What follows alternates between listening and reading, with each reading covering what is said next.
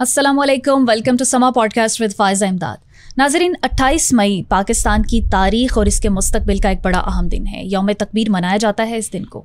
हमारा nuclear system आज कितना मौसर है, कितना बदल चुका है। कश्मीर जो हमारा एक अहम हिस्सा है, ये हमारा हिस्सा बनेगा या एक ख्वाब ही रहेगा। इस सब पर एक खसूसी गुफ्तगू यौम तकबीर के हवाले से मेरे साथ मौजूद है defence analyst brigadier retired Syed Ghazanfar Ali.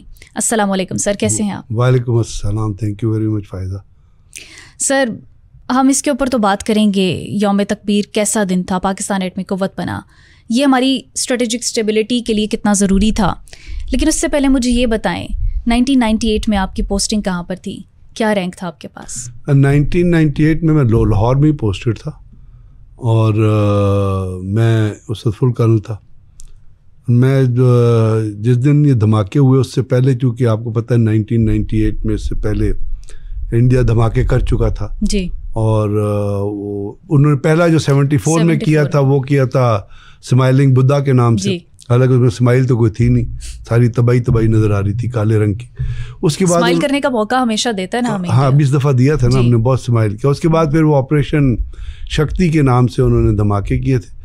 तो जिस वक्त उन्होंने धमाके किए और अनाउंस किया, क्योंकि पाकिस्तान ने उस वक्त अपनी कैपेबिलिटी डिक्लेयर तो नहीं की थी, पाकिस्तान एक सफ़र में मौजूद था जी। हमें पता था पाकिस्तान ने कोल्ड टेस्ट कर लिया, पूरी दुनिया को पता था कि पाकिस्तान ने कोल्ड टेस्ट कर लिया, और 2 बल्कि 24 कोल्ड टेस्ट किए थे। कराना में भी पाकिस्तान ने कोल्ड टेस्ट किया था।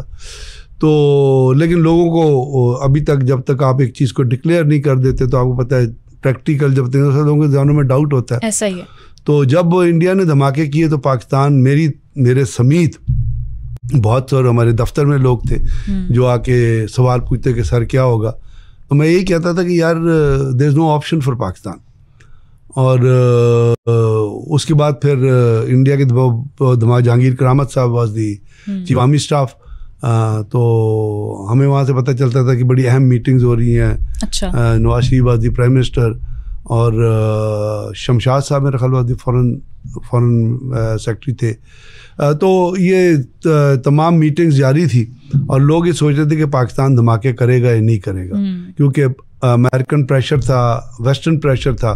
अमेरिकन कभी भी पाकिस्तान को नहीं चाहते थे कि वो एक न्यूक्लियर कैपेबिलिटी हासिल करे। तो अल्हम्दुलिल्लाह पाकिस्तान ने धमाके किए, और उसके बाद तो आप ये समझिए कि लाहौर की सड़कों पे जश्न का आलम था। अच्छा, आपने कैसे मनाया जश्न? हमने तो लकीली मैं कुछ दोस्तों के साथ मेरे कोई ऑफिशियल काम था, तो हम मुल्तान जा रहे थे, तो कई साहिवाल के नज़दीक हमें ये पता चला। अच्छा। तो हमने तो वहीं उठ के तो सड़कों पे भंगड़ा डालना शुरू कर दिया। मतलब we felt so elevated, we कांग्रेचुलेटेड each other, गाड़ियों से उतरे, एक दूसरे को मुबारकबाद दी, अपने दफ्तरों में रिंग किया, बहुत ज़्यादा। फिर हम चाहते थे कि किसी चैनल पे पहुँचे, कहीं जाके किसी जगह पहुँचे, वहाँ जाके हम पूरी, मुझे याद है हम वहाँ पे हमारा एक मैस है साहिवाल में, हम उधर जाके रुके और फिर हमने वो तमाम जो वो थी वो देखी। तो एक moment of Joy, moment of pride. और आपको पता है कि इस चीज़ का अंदाज़ा जितना फ़ौजी को होता है, क्योंकि हम बॉर्डर पे रहे होते हैं, हमने स्क्रिमिनेज फील की होती है इंडियन के साथ। मैंने अल्हम्दुलिल्लाह 2 यूनिटें कमांड की, दोनों बॉर्डर के ऊपर कमांड की, एक पुंछ सेक्टर में की थी, एक मैंने भिमर सेक्टर। तो वो आपको रियलाइजेशन को डिफरेंट किस्म की होती है। तो मैं अल्टीमेटली कहता हूँ कि ना सिर्फ मैं बल्कि पूरे पाकिस्तान के अवाम के लिए it was a moment of a pride. बिल्कुल, जॉय तो था, बट एक फ़ख्र का, एक इज़्ज़त का, और एक अपनी इम्पोर्टेंस महसूस होने का प्रोग्राम था। क्योंकि जब से इंडिया ने बम धमाके किए थे, पहले 1974 के बाद हुए, उसके बाद उन्होंने बड़े, अभी भी आप देखिए वो किस किस्म की, नरेंद्र मोदी जो है वो कितनी नीच स्टेटमेंट्स देता है। जैसे कल की आपने उसकी इलेक्शन रैली की स्टेटमेंट, क्योंकि वो तो एक साइकोपैथ है, आपको पता है, is a religious hatred extremist है वो नरेंद्र मोदी जो है, वो मुसोलिनी से भी और हिटलर से भी बदतर इंसान। तो वो उसके उस वक्त के जो लोग थे वो पाकिस्तान को मुख्तलिफ तरीक़ों से डायरेक्ट और इनडायरेक्ट थ्रेट दिया करते कि हम तो बहुत बड़ी ताकत बन गए हैं, हमारे उसका मुंह तोड़ जवाब हमेशा पाकिस्तान ने दिया जवाब है। बहुत इफेक्टिव। इसको दूसरे एस्पेक्ट में अगर डिस्कस करें तो गज़नफ़र साहब, ये जो न्यूक्लियर टेस्ट थे, आपको क्या लगता है कि ये स्ट्रेटेजिक नेसेसिटी थी हमारी या फिर पॉलिटिकल कंपल्शन? नहीं, ये पाकिस्तान की दिफाई नेसेसिटी थी। ओके। दिफा से स्ट्रेटजी बनती है। स्ट्रेटजी और पॉलिसी जो होती है वो आपका दिफा के जो कंटूर्स होते हैं اس سے بنتی ہے. تو پاکستان کی دفاع کے لیے اس لیے ایک بات یاد میں آپ کے ناظرین کو بھی بتانا چاہتا ہوں کہ پاکستان نے ہمیشہ امن کی بات کی ہے. وی نیور بین وار مانگرنگ. بالکل. ابھی بھی آپ نے دیکھا ریسنٹلی جب انڈیا نے پاکستان کے اوپر سویلین ٹارگٹس کے اوپر حملہ کیا, ہمارے حالانکہ سویلین شہید ہوئے تھے, اس کے باوجود ہم نے بارہا آپ کی مختلف پریس کانفرنسز دیکھی ہوں گی, ISPR کی بھی دیکھی ہوں گی, پولیٹیکل لیڈرشپ کی بھی دیکھی. انہوں نے یہی کہا کہ جی ہم خطے میں امن چاہتے ہیں, ہم ایسکلیشن نہیں چاہتے. اور دوسری بہت اہم طریقے سے, بہت امپورٹنٹ طریقے سے بڑے ایمفیسائز کر کے یہ کہا کہ we do not for an atomic war because یہ خطہ اس میں کوئی اسپیس ہی نہیں ہے ایٹمی جنگ کے لیے. یہ دنیا کا سب سے زیادہ غریب ترین خطہ ہے. آپ کو دیکھیے کہ انڈیا کے اندر ان کے اپنے لوگ کہتے ہیں کہ 80 کروڑ لوگ 5 کلو اناج پہ رہتے ہیں.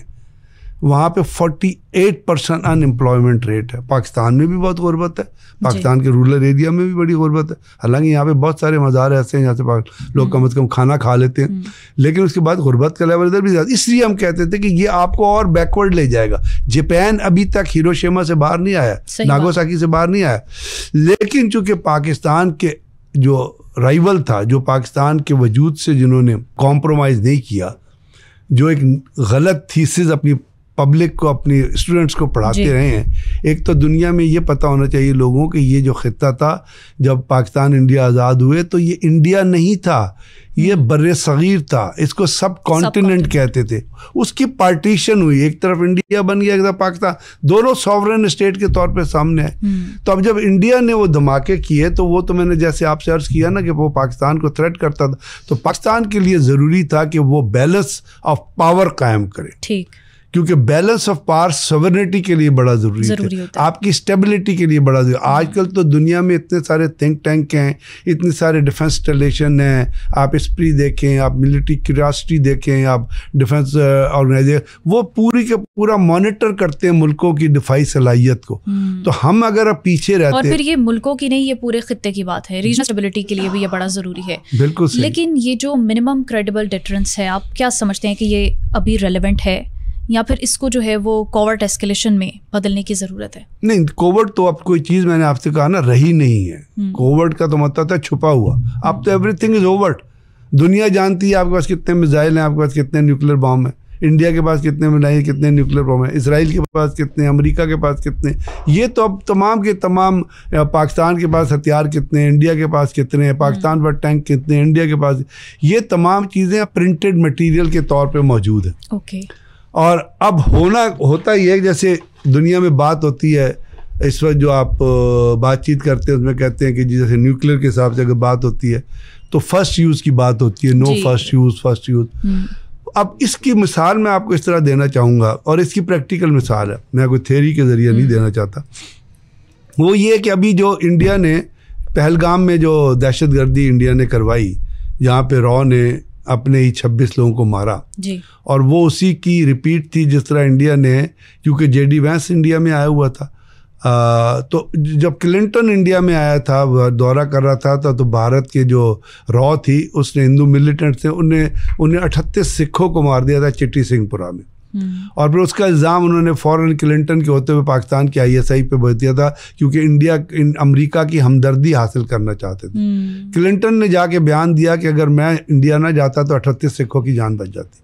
پھر میڈلن البرائٹ جو ان کی نیشنل اپنا فورم, انہوں نے ایک کتاب لکھی مائٹی اینڈ المائٹی, اس کے پیج نمبر 8 کے 10 پہ انہوں نے لکھا تھا کہ جی یہ جو کام ہے 38 سکھوں کو مارنے کا, یہ انڈیا کے ہندو ملیٹنٹ سے اور رو نے کروایا, اس میں پاکستان انوالو نہیں ہے.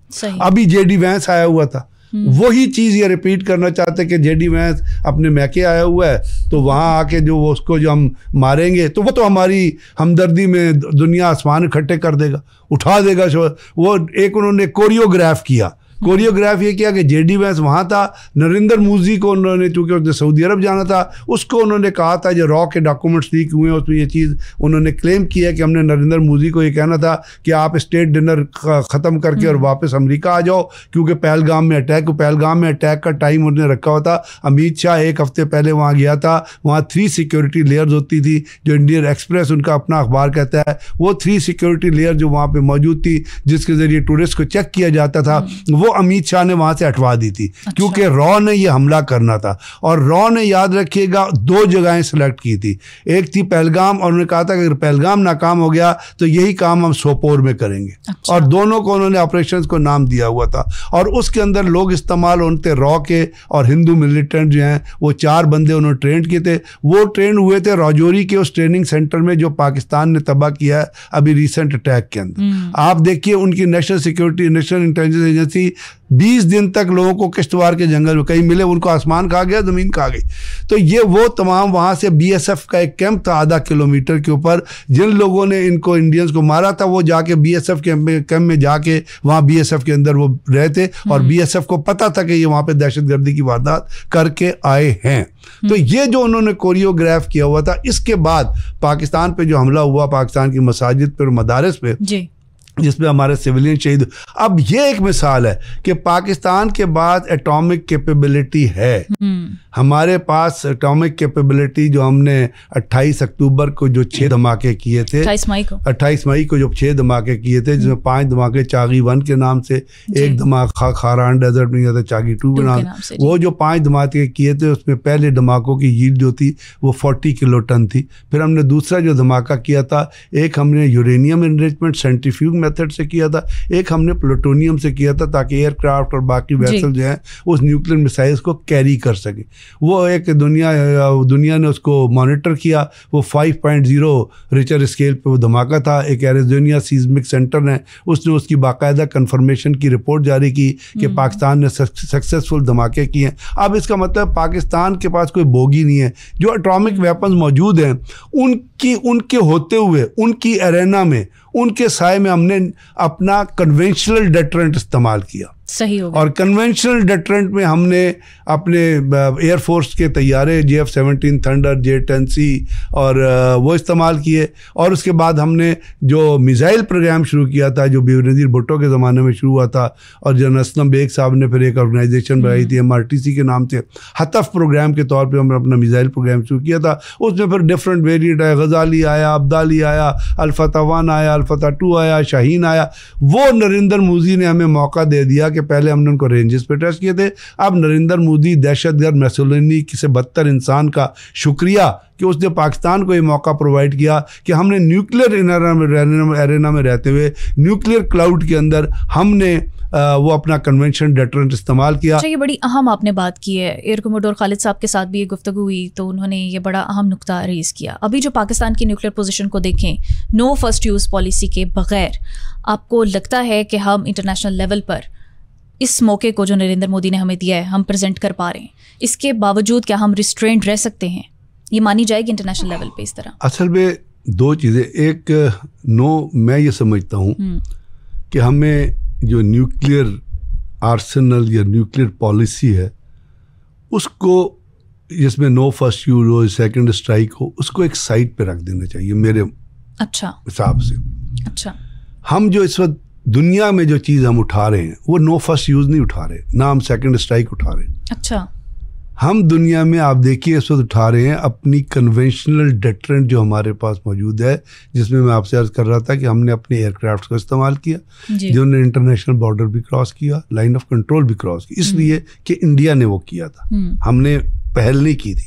दूसरा है हमने अल-फतह 1 और अल-फतह 2 को इस्तेमाल किया, जो हमारे मिसाइल्स थे जो हमने उनके मिलिट्री टारगेट्स पे मारे, बरामोस की साइट पे मारे, उधमपुर एयरफील्ड पे मारे, S-400 को हमने तबाह बर्बाद किया, जो एयरक्राफ्ट जो हमारी एयरफोर्स की पार थी। अब हमारी एयरफोर्स ने, एयर मार्शल औरंगजेब साहब ने एक लफ्ज़ इस्तेमाल किया था जो बड़ा पर्टिकुलर, मल्टी डोमेन ऑपरेशन। यानी हमने एयरफोर्स ने सिर्फ जहाज़ नहीं, उसके अंदर आपके वैक्स आ जाते हैं, आपको इलेक्ट्रोमैग्नेटिक इलेक्ट्रॉनिक स्पेक्ट्रम आ जाता है, जिसमें आप इंडिया की जो रडार है उसको और जो उसके बाकी एयर डिफेंस कैपेबिलिटी की जैसे उनको उन तमाम को जैम करके हमने अपनी ताकत को इस्तेमाल किया। तो यहाँ पे अब इसको चूँकि आप इंटरनेशनल लेवल के हिसाब से बात कर रही हैं, तो इंटरनेशनल जो मीडिया है, जिसमें आप बड़े बड़े मीडियाज का नाम ले लें, एक बहुत बड़ी एक ऑर्गेनाइजेशन उसको कहते हैं मिलिट्री क्यूरियोसिटी, उन्होंने एक फिल्म बनाई है, डॉक्यूमेंट्री छोटी सी बनाई है। एक डेली टेलीग्राफ ने डॉक्यूमेंट्री रिलीज की है। न्यूयॉर्क पोस्ट ने اپنی پوری کی پوری خبر چھاپی. واشنگٹن پوسٹ نے خبر چھاپی ہے, الجزیرہ کے اوپر ایک بہت بڑی چلی ہے, اور الجزیرہ نے تو بلکہ انڈین میڈیا کے بیہیویئر کے حساب سے بھی ایک جو ہے وہ ڈاکومنٹری بنائی. اب دنیا میں اس طرح آپ آسٹریلین نیوز پیپر اٹھا کے دیکھ لیں, آپ دنیا آپ وہ چھوڑیے, آپ انڈیا کا ہندو اٹھا کے دیکھ لیجیے, جو پہلے دن انہوں نے خبر چھاپی تھی, انہوں نے 2 رفیل گرنے کی تصویریں چھاپ دی تھی, جس کے بعد انڈیا نے اس خبر کو اٹھایا, ہندو اخبار کے خلاف FIR کاٹ دی, اور وہ جو کورسپونڈنٹ تھا اس کو, وہ لڑکی تھی غالباً, اس کو گرفتار کر لیا. تو انٹرنیشنل میڈیا نے پاکستان کی نیوکلیئر کو ٹچ نہیں کیا ابھی تک. انہوں نے جو ہماری کنونشنل کیپیبلٹی کے تحت جو ہم نے انڈیا کو اسٹرائک بیک کیا ہے, انہوں نے. آپ کو لگتا ہے کہ یہ کنونشنل کیپیبلٹی دیر تک ہمیں فائدہ پہنچا سکتی ہے انٹرنیشنل لیول پر؟ میں اگین یہی بات کہوں گی کہ ہمیں انڈیا کو ایکسپوز یا ہائی لائٹ کرنے کی ضرورت تو ہے نا. دیکھیے انٹرنیشنل انڈس واٹر ٹریٹی کا مسئلہ چھوٹا نہیں ہے. نہیں, میں یہ کہہ رہا ہوں کہ انٹرنیشنل ایرینا کو ایک سائڈ پہ رکھتے ہوئے, چونکہ آپ نے سوال کیا تھا کہ انٹرنیشنل دنیا نے یہ انٹرنیشنلی یہ, تو میں یہ کہنا چاہتا تھا کہ انٹرنیشنلی یہ ریکگنائز ہو گیا ہے, اور پاکستان اس وقت ایک پوزیشن آف اسٹرینتھ پہ کر کے ایک گلوبل پار کے اندر آپ کو نظر آ رہا ہے. ٹھیک ہے. اب ریسنٹلی ڈسالٹ کی ٹیم جو ہے, جنہوں نے رفیل بنائے ہیں, وہ انڈیا کی سائٹ کو, وہ بیسز کو وزٹ کرنا چاہتی ہے جہاں پہ رفیل پارک ہے, تو انڈیا نے انکار کر دیا. اس کا کیا مطلب ہوا؟ بھانڈا پھوٹ جائے گا, بھانڈا پھوٹ جائے. تو دنیا, اب آپ نے دوسرا جو سوال کیا وہ تھا کہ ہم نے اپنی کیپیبلٹی میں اضافہ کرنا ہے. کیا ہے, آپ کو پتا ہے جب یہ ٹینشن چل رہی تھی, اس سے 2 دن پہلے پاکستان نے 2 میزائلز کا تجربہ کیا, عبدالی 1 عبدالی 2. کیوں کیا؟ اس لیے کہ ہم اس چیز کو آگے لے کے چلتے جا رہے ہیں. اور اس کے اندر اب یاد رکھیے گا لوگ, ابھی ایک اور چیز میں آپ سے یہاں, وہ کہہ رہے ہیں جی چائنیز نے کام کیا ہے اور چائنیز سیٹلائٹ استعمال ہوئے. جو JF-17 تھنڈر ہے وہ پاکستان چائنا کی کولیبوریشن سے بنا ہے. اس کی ایویانکس اور اس کے اندر بہت ساری کیپیبلٹی پاکستان انجینئرز نے ڈالی ہے. کامرا میں جو کچھ ہوا تھا, تو اس کا مطلب ہے کہ یہ جو پاکستان اور چائنا کا ایک باہمی اشتراک ہے. J-10C جو ہے, وہ جو پاکستان کے جو ایکچولی جو JF-17 تھنڈر کے ساتھ جا رہا تھا جب وہ سوسائڈل مشن پہ گئے تھے براموس کی سائٹ کو تباہ کرنے کے لیے, تو وہ پاکستان چائنا کے اشتراک سے وہ چیز. ہاں سیٹلائٹ بہت سارے ہیں, پاکستان کا بھی سیٹلائٹ ہے, چائنیز سیٹلائٹ بھی ہیں جو چیزوں کو منور بھی کر رہے تھے, لوکیشنز کو نوٹ بھی کر رہے تھے. پاکستان نے اس کیپیبلٹی میں اضافہ کرنا ہے, اور پاکستان ہمیشہ اپنے کنونشنل ڈیٹرنٹ کو بڑھاتا رہتا ہے. اور اس بڑھوتی میں کنونشنل ڈیٹرنٹ میں جو ہے وہ پاکستان آبزرو کرتا ہے کہ انڈین کی ٹیکنیک, ان کی ٹیکٹکس, ان کی اسٹریٹجی, ان کی ڈیفنس پالیسی کیا ہے. جیسے میں آپ کو ایک مثال دوں گا کہ انڈیا نے ایک دفعہ ایک پالیسی بنائی تھی جس کو وہ کہتے تھے اپنا لمیٹڈ وار کے طور پہ. وہ کہتے تھے کہ ہم کامبیٹ گروپ بنائیں گے اور شارٹ تھوڑا سا 6 جگہوں پہ اٹیک کریں گے, جہاں پہ سکسیس ملا وہاں پہ ہم جا کے اس کو ایکسپلائٹ کریں گے. شارٹ جس کو آپ کہتے ہیں کولڈ اسٹار ڈاکٹرین, آپ نے سنا ہوگا. تو پاکستان نے کیا, پاکستان نے اس کے ریورس میں شارٹ رینج میزائلز بنائے کہ جو 400 سے 300 تک مار کرتے ہیں. تو پاکستان الحمدللہ اپنے کنونشنل ڈیٹرنٹ کیپیبلٹی کو ڈیولپ کرتا ہے اور کرتا رہے گا. چائنا کی بہت زیادہ, اور چائنا ہمارا بہت بڑا پارٹنر ہے. ابھی تک تو اس کا پیسو انوالومنٹ ہے. کل کو اگر ڈائریکٹ ہوتا ہے تو آپ کو کیا لگتا ہے یہ پاکستان اور انڈیا کی جو سچویشن ہے اور کشمیر کا جو مسئلہ ہے, اس میں چائنا ڈائریکٹلی کوئی ملک نہیں آئے گا. جنگ ہم نے خود لڑنی ہے. آپ کی ٹیکنالوجی اویئرنیس اور ٹیکنالوجی کوآپریشن ہوتی ہے. جنگ جو ہوتی ہے, اللہ نہ کرے, میں پھر آپ سے کہتا ہوں کہ being a nuclear power we should aspire for that کہ جنگ نہ ہو, بیکاز جنگ بہت ڈسٹرکٹیو ہوتی ہے لوگوں کے لیے, عوام کے لیے. لیکن اگر کوئی ایسا سچویشن تھی تو وہ تو پاکستان کو کرنا. چائنا کس طرح سے ڈیسائیڈنگ فیکٹر بن سکتا ہے؟ دیکھیے نا, میں آپ سے جس طرح سے کیا نا, پاکستان کی ٹیکنالوجی جو اس وقت ہے, اب میں نے آپ کو بتایا کہ پاکستان نے جو جو اس دفعہ جو ریفلیکٹ کیا ہے اپنی آپریشنل ڈاکٹرین کے تحت, آپریشنل پالیسی کے تحت, آپریشن پلان کے تحت, کہ ہم نے ان کے 70 ایئر کرافٹ کے مقابلے میں ہمارے 34 ایئر کرافٹ تھے مظفر آباد کے اوپر. اب ہم نے ان کو ڈٹر بھی کیا, اور اس کے بعد ہم نے 2 رفیل وہاں پہ شاٹ ڈاؤن بھی کیے, میک شاٹ ڈاؤن کیا, جو جا کے ایک سوپور میں گرا, ایک پمپور میں گرا, ایک اکھنور کے پاس گرا.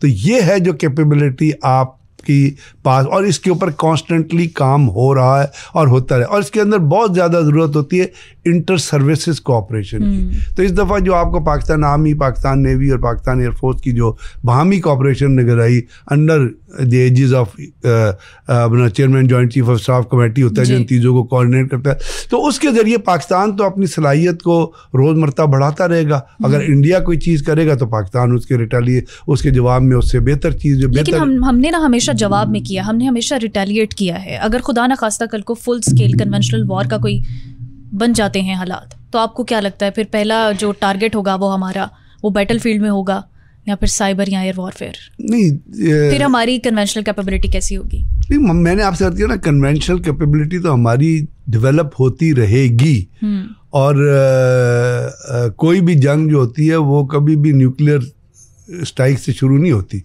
اس کے لیے اب ٹیکنیکل چیزوں میں بہت لمبا بات ہو جائے گی, لیکن ہر ملک کا ایک نیوکلیئر تھریش ہولڈ ہوتا ہے. جی ٹھیک ہے, اس تک اگر کوئی پہنچتا ہے تو پھر اس کے بعد, ادروائز تو کنونشنل جو آپ کے وارفیئر کے جو ڈاکٹرین ہے, جو ریلم ہے, جو ایرینا ہے, اس کے اندر رہ کے جو ہے پاکستان انڈیا جو پاکستان جو ہے وہ انڈیا کے حساب سے ریئیکٹیو نہیں ہوتا, ڈیولپمنٹل پروسیس ہوتا ہے. پاکستان اس ڈیولپمنٹل پروسیس میں انوالو ہے.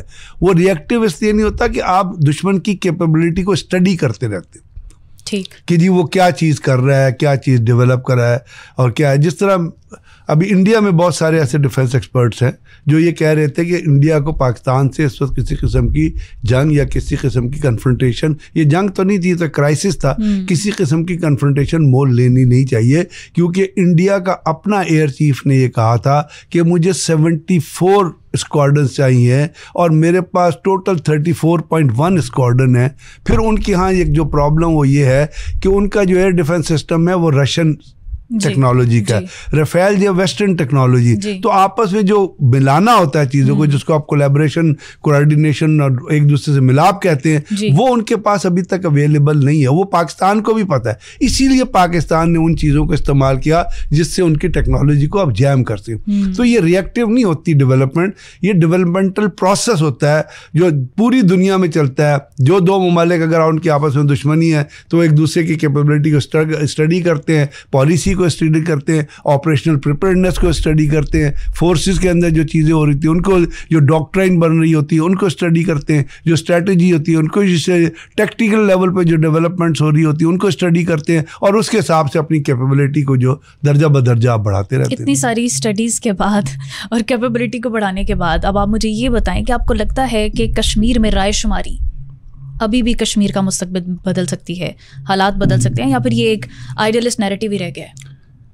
بنیادی طور پہ تو ابھی تک یہ آئیڈیلسٹ نیریٹو ہی ہے, لیکن دنیا میں جہاں پہ رائٹ آف سیلف ڈٹرمنیشن کی تحریکیں چلی ہیں وہ کبھی ناکام نہیں ہوئی, اور اس نے انڈیا کے اندر چلنا ہے رائٹ. اب رائٹ آف سیلف ڈٹرمنیشن کی برہان بانی اور ان جیسے لوگوں کے ذریعے جو تحریک چلی ہے اس کو دنیا نے یہ ایکسیپٹ کیا ہے کہ یہ انڈیجینیس ہے, اس میں کسی باہر کے ملک کا ہاتھ نہیں. پہلی تو یہ فتح ہے جو کشمیر کے لوگوں کو حاصل ہوئی.